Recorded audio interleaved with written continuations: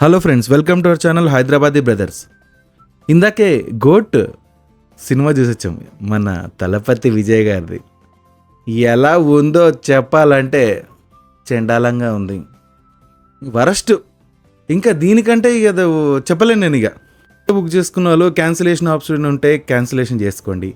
Book చేయాలనుకునేటోళ్ళు మాత్రం చేయకండి, ఎందుకంటే మహా అయితే వారంలోనే నెట్ఫ్లిక్స్లోకి వచ్చేస్తుంది. ఎందుకంటే నెట్ఫ్లిక్స్ వాడు తీసుకున్నాడు కాబట్టి. గోట్ చూస్తే మనం ఎర్రిగర్రలు అవ్వడం ఖాయం. అండ్ కమింగ్ టు స్టోరీ, ట్రైలర్లో చెప్పినట్టుగా ఇద్దరు తలపతన్నలు, అందులో తండ్రి కొడుకుంటాడు. అయితే మిగిలిన స్టోరీ అంతా ఎట్లా రివాల్వ్ అవుతుంది అనేది ట్రైలర్లో కొంచెం చూపించారు. వీళ్ళు ఆబ్వియస్లీ ఒక టెర్రరిజం టీంకి ఉంటారు, టెర్రరిస్ట్ వాళ్ళని ఎట్లా ఎలిమినేట్ చేస్తారు అనేది స్టోరీ. కాకపోతే ఇక్కడ ఏమైందంటే, మన చిన్న తలపతి ఉన్నాడు కదా, ఆయనతోని ఇంటర్వల్ బ్యాంగ్ ఉంటుంది.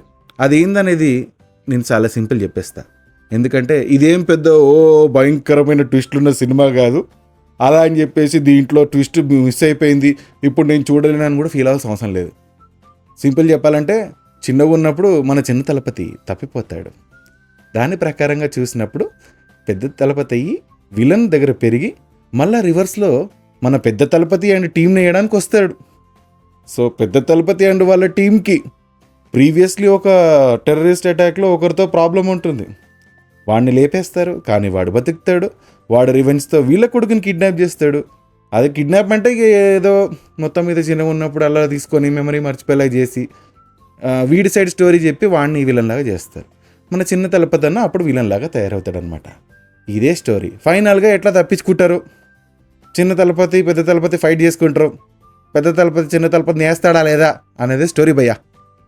పాజిటివ్స్ ఏమీ లేవు. ఫస్ట్ హాఫ్ అయితే నీరసం వస్తుంది, పాటలు ఊరికే ఏదో పెట్టాలంటే పెట్టారు. ఆ తెలుగు డబ్బింగ్ అయితే చెండాలం, కట్ చేసినా బాగుండు. ఇంకా మనకి కొన్ని ట్విస్టులు ఉంటాయి, ఆ ట్విస్టులు అబ్బో అనుకోవాలి, కానీ అక్కడ ఏముండవు. ఎందుకంటే మనం అన్నీ చూసినవే. మా ఒక రొటీను ఎప్పుడో పాత స్టోరీ టెంప్లెట్ తీసుకొచ్చి అటు ఇటు ఆల్ మిక్స్ ఫ్రూట్ జ్యూస్ చేసి మన మీదకి వదిలేరు అంతే. మనకి నెక్స్ట్ ఏం జరగబోతుందో అన్నీ తెలుస్తాయి. సరే పోనీ తలపతి అన్నని చూసి మ్యూజిక్ ఏదో బాగా కొట్టి స్టైల్గా ఏదో సెట్ చేస్తారనుకుంటే అది లేదు. అసలు ఒక్క పాట కూడా బాగాలేదు. యువన్ శంకర్ రాజాకి ఏమైందో ఏమో తెలీదు, అసలు ఏమీ బాగాలేదు.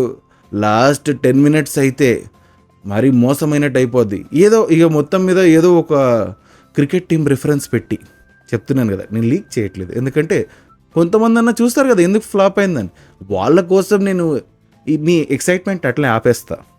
ఆ ఒక క్రికెట్ టీంని ఉద్దేశించి మొత్తం మీద మనందరిని మోసం చేయడానికి ఆ 10 minutes ఎడిటింగ్ పెట్టి మనల్ని మోసం చేస్తారు. మన డబ్బులన్నీ ఫట్టమంటాయి.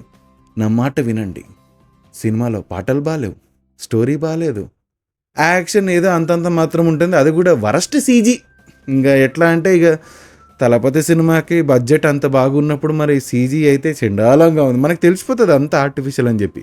ఇంకా చిన్న తలపతి ముఖం అయితే దరువు సినిమాలో చైనీస్ రవితేజ ముఖం ఉన్నట్టు ఉంటుంది.